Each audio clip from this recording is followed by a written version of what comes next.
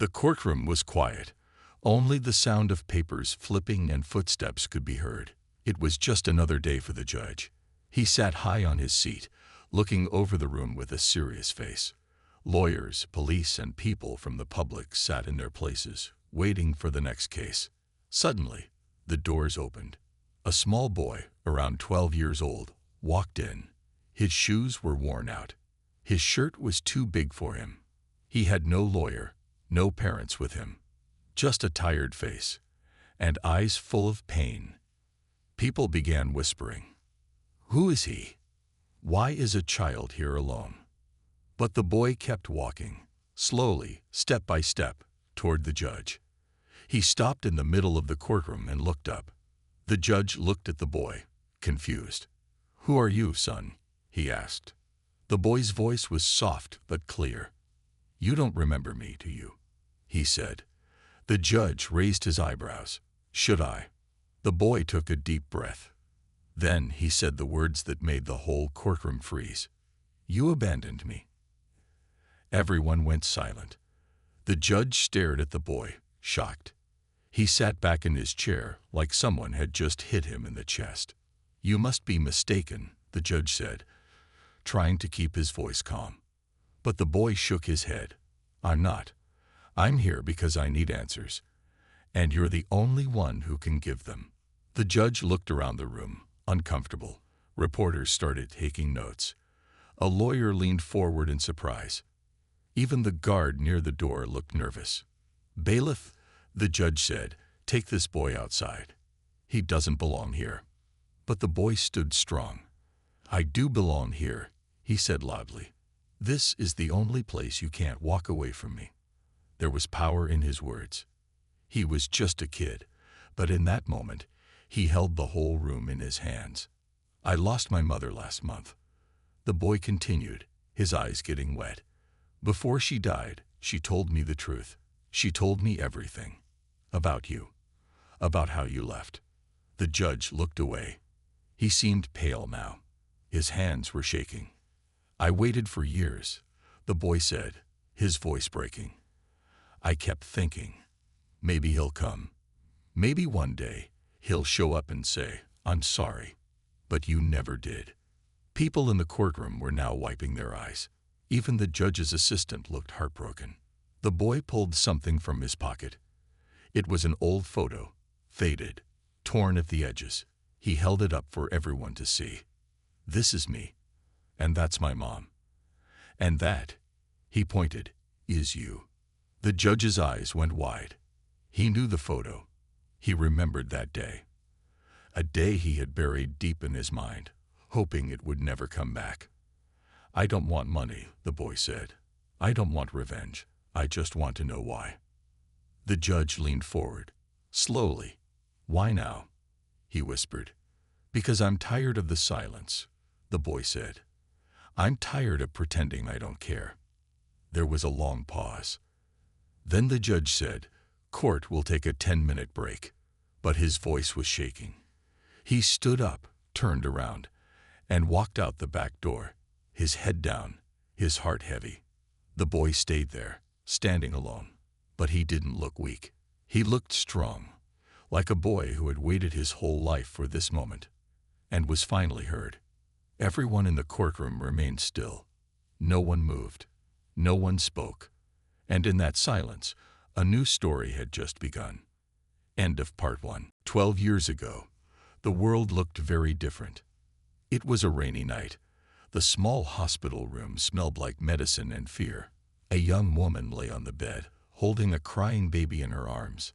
Her eyes were tired, her hair messy, but she looked at her child with love. Tears rolled down her cheeks, not because of pain, but because she was alone. The door opened. A young man stepped inside. He wore a black coat and looked around nervously. He didn't even smile at the baby. He just walked toward the bed and stood silently. The woman looked up at him. "You came," she said softly. "I don't have much time," he replied. She held the baby out to him. "It's your son." The man didn't take the baby. He stared at him for a few seconds, then looked away. "What are you going to do?" she asked. He needs a father. I can't, he said coldly. I have a future planned, a career, a reputation to protect. The woman's hands shook. So you'll leave, just like that? The man didn't answer. He pulled out a pen and some papers from his coat. Sign these. It says I was never here, that I have no connection to the child. The woman stared at the papers. You want me to erase you from his life?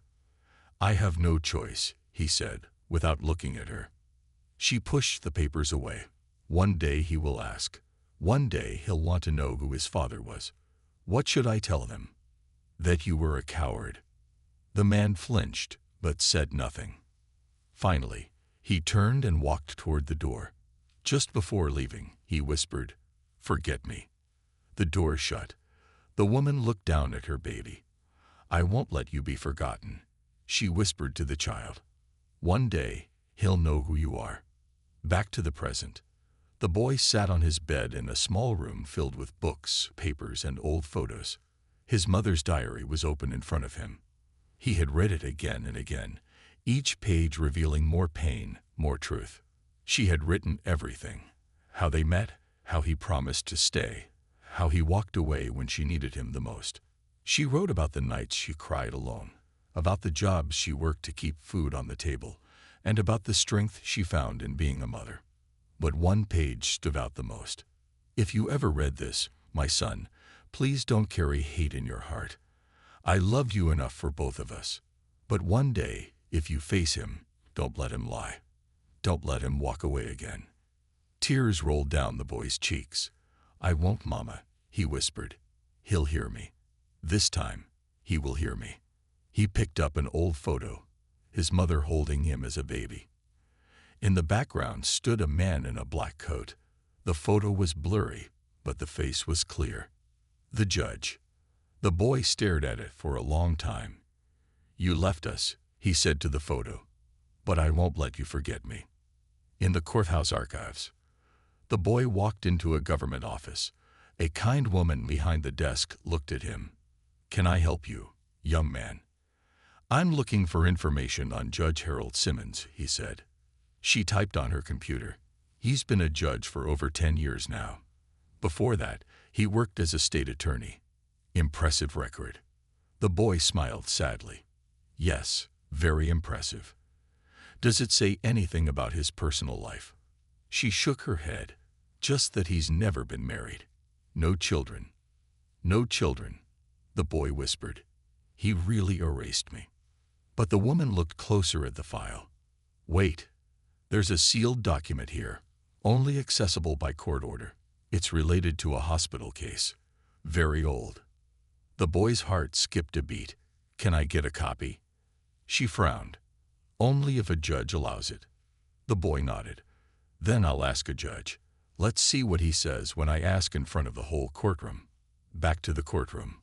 The judge hadn't returned yet. People were still whispering about the boy's bold statement. He said the judge is his father. Do you think it's true? Why would he lie? A reporter whispered to her cameraman. This story is big. Very big. The door opened. The judge walked back in. His face looked older, tired. He sat down slowly and picked up his gavel. Court is back in session, he said.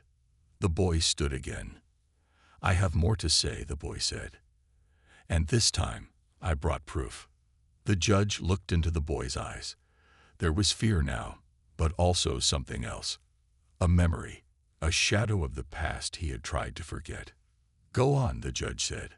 And the whole room leaned in, ready to hear a truth buried for too long. The courtroom was silent again.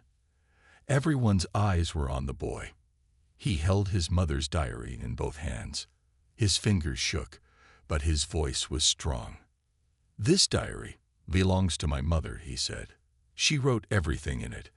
Every pain, every hope, every secret. The judge looked at the small brown book. He knew what was coming. He could feel the weight of the past pressing down on him like a storm. I'm not here to destroy your life, the boy said, but I won't let you hide from the truth anymore. He opened the diary and began to read aloud. Dear diary, Harold came to the hospital today. He saw the baby. He looked at him once, then asked me to erase him from our lives. I begged him. I told him our son needed a father, but he left, just like that. I held our child and cried all night. He didn't even say goodbye. People in the courtroom gasped. The judge lowered his head. He didn't try to stop the boy. Maybe he knew it was too late for silence now. The boy turned to another page. My son asked me today if he had a dad. I lied. I said his father died. How could I tell them the truth? How could I say that his father was a man who chose power over love? A woman in the back row started crying. A few reporters had tears in their eyes. The truth was raw. It was real. And it hurt. The boy paused. His voice got softer. One day, he read, "If my son ever finds this diary, I hope he doesn't hate his father. I hope he understands that pain makes people weak. But I also hope he asks the one question that matters. Why?" The boy looked up at the judge. "So I'm asking you," he said. "Why? Why did you leave? Why didn't you come back? Didn't you ever think about me?" The judge opened his mouth to speak, but nothing came out. He was frozen. His lips trembled. His eyes were filled with guilt. The boy walked up to the table and placed the photo from part 2 on top of the diary. "This is you," he said, holding me. "You can lie to the world, but you can't lie to this picture, and you can't lie to me." There was a heavy silence in the room. Then the judge finally spoke. "I was a coward," he said quietly. "I was young, selfish, afraid. I didn't know how to be a father. I wanted to build a life. I thought walking away would make it easier." "But did you ever wonder what happened to me?" the boy asked. The judge looked away. "No," he whispered. "I tried not to. Every time I remembered, I buried the thought. I convinced myself you were fine." The boy's voice rose. "We were not fine. My mom worked 3 jobs. We had nights with no food, no heat in winter. I watched her break down in the bathroom, so I wouldn't hear her cry. The whole courtroom was tense. You could hear every breath, every heartbeat. And even after all that," the boy continued, "she never taught me to hate you. She told me to be strong, to find the truth. And I did." The judge wiped his face. "I don't deserve your forgiveness." "I didn't come here to forgive you," the boy said. "I came here so you can feel what we felt, even if just for a moment." Suddenly, the boy's lawyer stood up. "Your Honor," he said, "with the court's permission, we would like to submit the diary and the photo into evidence." The judge looked at them both and nodded. "Accepted." As the lawyer placed the items into a file, he turned to the judge and said, "You wear that robe with honor, sir. But today, the court sees the man behind the robe. And the man has failed." The judge didn't argue. He didn't raise his voice. He just sat back in his chair, broken. The boy walked back to his seat, his hands still shaking. But there was a calmness in his face now. He had carried pain for so long. And finally, he had let it out. The reporters started typing fast. Some whispered, "This will make headlines." But the boy didn't care about news or attention. He had spoken his truth, and the man who left him had finally heard it. As the session ended, the judge stayed seated, staring at the table. Everyone stood up to leave. But the judge didn't move.